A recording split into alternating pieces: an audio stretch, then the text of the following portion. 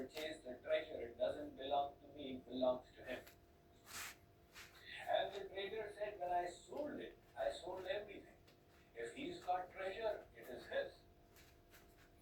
Yudhishthira said, my, the people of my kingdom, they are so honest and they have such integrity and sacrifice. I'm proud of them. But then, in between, the news came that Lord Krishna has departed. He has put his leelas to a close. And he has departed for his divine abode. So Yudhishthira now started thinking what to do. And the two of them, the Brahmin and the trader, returned. 6 months had gone by. The trader said that, Maharaj, I made a mistake. I had sold the house. I had not sold the treasure. So the treasure should come to me. And the Brahmin was saying that he has got no right over the treasure. When I bought it, I bought everything. Yudhishthira said, what has happened to the intellect of these two? The Bhim said, my dear brother, this is the effect of Kali Yuga. I was walking around the kingdom and I saw an instrument on a door. So I asked somebody, what is this yantra or instrument called? They said it is called a tala or a lock. I said, what is the purpose of this? He said, they have started being thefts and robberies, hence people are putting this instrument. Yudhishthira decided that Kali Yuga has come, Sri Krishna has gone, let me also depart. And that is when he went for his Swargarohan. So, because of Kali Yuga, Bhakti Devi was worried. Who will accept me? And Narad made the resolve in front of Bhakti Devi. He said, Kalina sadrisho loke yuge nasti varanani tasmin stvam sanstapayashyami gehe gehe jane jane. He said that there is no youth or age better than Kali Yuga when it comes to doing bhakti. And why so? Because in the other ages, people have so much of strength, bodily strength, the strength of austerity, so many mystical abilities. They don't develop the akinchan bhav, the feeling that I am shelterless. And in the age of Kali, we are all helpless. One virus strikes in 3 days. Why didn't you come for the lecture? Swamiji, I had virus, 104 degrees. So in this age of Kali, we are all helpless, hence that humbleness, that feeling that we are destitute and we need to go to the shelter of He who is the refuge of the destitutes. That develops easily in the age of Kali. So the other ages are better for the paths of austerity. But for this path of bhakti, there is no yuga like Kali Yuga. So Naradji started lifting his hands and dancing, Jai Kali Yuga, Jai Kali Yuga. And he made this resolve. He said, I will establish Bhakti Devi in every house and in every heart. You see, this is the resolve. People make a resolve. I will marry this girl or I will die. And Narad is making a resolve. I will establish bhakti in everybody's heart or I will die in the process. Kripaluji made a resolve. Chaitanya Mahaprabhu had made it 500 years ago. Prithvi te aate yapur nagaradi gram sarvatra prachar hoive morana.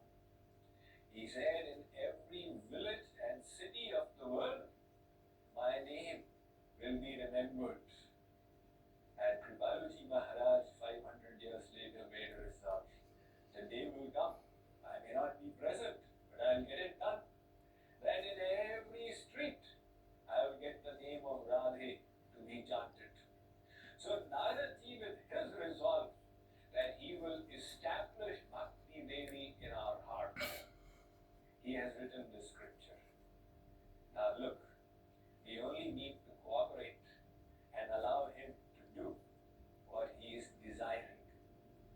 Narad also wrote this bhakti darshan for another purpose. Once he was in Vrindavan, and there he found a gopi sitting in meditation. So Narad thought, what does the gopi meditate upon? I have heard of Niranjan Dhyan. I have also heard of Surandran Dhyan. But what is the dhyan of the gopi? So Narad sat down besides. After an hour, when the gopi opened her eyes, Narad said, Deviji, can you please satisfy my curiosity? What were you meditating upon? The gopi said, Narad, forget it. No, please, please. No, forget it. Narad said, right now I'm so curious. You're not telling me, my curiosity is increased further. You have to tell me. The gopi said, I was trying to take my mind away from Sri Krishna. She's sitting and trying to yank her mind away from God. Narad said, what? Everybody tries to draw the mind away from the world and onto God. You're doing the reverse. It's when you want to cool down, but you cannot. Is so embedded in my mind. Whatever I do, he lands up there. If I'm churning the butter, it seems that he's coming and dropping the pots. If I'm cleaning the floor, it seems he's running on it. If I'm putting the children to sleep, it seems like he's waking them up. Now I understand that it is not him, it's my mind playing tricks. The mind Also. has got so unified with him that his form comes everywhere. That is why I was striving so hard to take my mind away from him, but I was not succeeding. The Narad was extremely impressed. He said, Pratyavitya Mudikshanam Vishayato Yasmin Manodhit Sati Balasau Vishayeshu Sanjati Mana Pratyaharanti Tata. Big yogis in their meditation strive that somehow or the other they should withdraw the mind from the world and attach it at the feet of God, and they don't succeed. And look at this gopi. She's trying the reverse sadhana and not succeeding. That is the power of bhakti. So Narad was so impressed. This bhakti, its glories must be propagated, and everybody must receive the gift of bhakti. So he says, bhaktin vyakhyāsyāmah. Now I am going to expound on this topic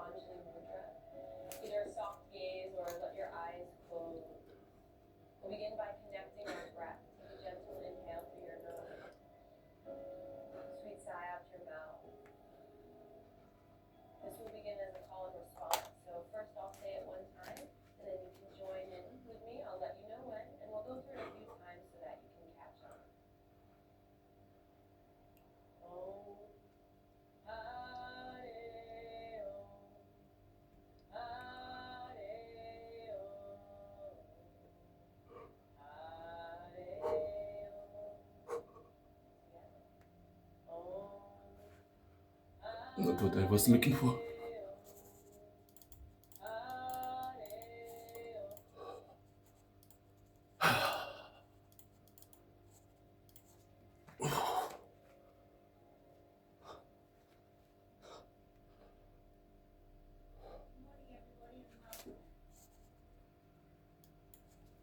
Our speaker today is Professor Edwin Bryant, Professor of Hindu Religion and Philosophy at Rutgers University, where he teaches courses on Hindu philosophy and religion.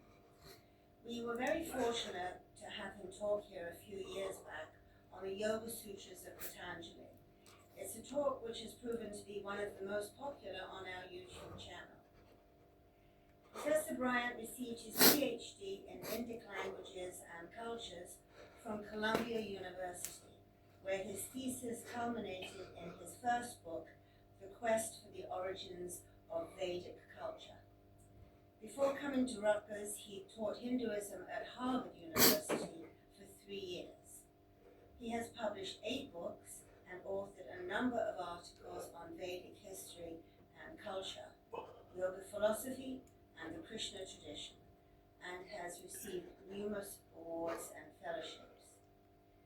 As a personal practitioner of Bhakti Yoga for over 45 years, a number of them spent in India studying with traditional teachers, where he returns yearly. Professor Bryant strives to combine academic scholarship and rigor with appreciation towards traditional knowledge systems. His translation of and commentary on the Yoga Sutras of Patanjali is specifically dedicated to contributing to the growing body of literature on yoga by providing insights from the major pre-modern commentaries on the text, with a view to grounding the teachings in their traditional context. His sequel to this book, entitled Bhakti Yoga, Tales and Teachings from the Bhagavata Purana, also seeks to ground the practices of bhakti in the traditional Krishna-centered framework of the Vrindavan devotional traditions. The professor is presently working on a translation of the Bhagavad Gita with a commentary based on the insights of the principal traditional commentators, that's to say, in the same vein as the Yoga Sutras commentary. He's also co-authoring a book entitled In Defense of a God with Form, and working with his sister on translating his Penguin translation of the 10th book of the Bhagavata Purana into Italian. That's their mother language. The subject of his talk today is, guess what? Bhakti Yoga, is Bhagavan real or unreal? We are very happy to welcome him. It's been 3 or 4 years, right? A few more white hairs. So yeah, Bhakti Yoga, I thought I would throw in be a little provocative with the subtitle. Is Bhagavan real or unreal? Clearly, a topic that is going to be central to how the Vedanta traditions demarcate themselves and disagree amongst themselves. So, since this is a center of data learning, I thought that would be a nice, give a little spice to the title there. So Bhakti Yoga, we can start off maybe with a definition of Bhakti. We can get linguistic for a few seconds if you don't mind. So Bhakti comes from the Sanskrit root bhaj, which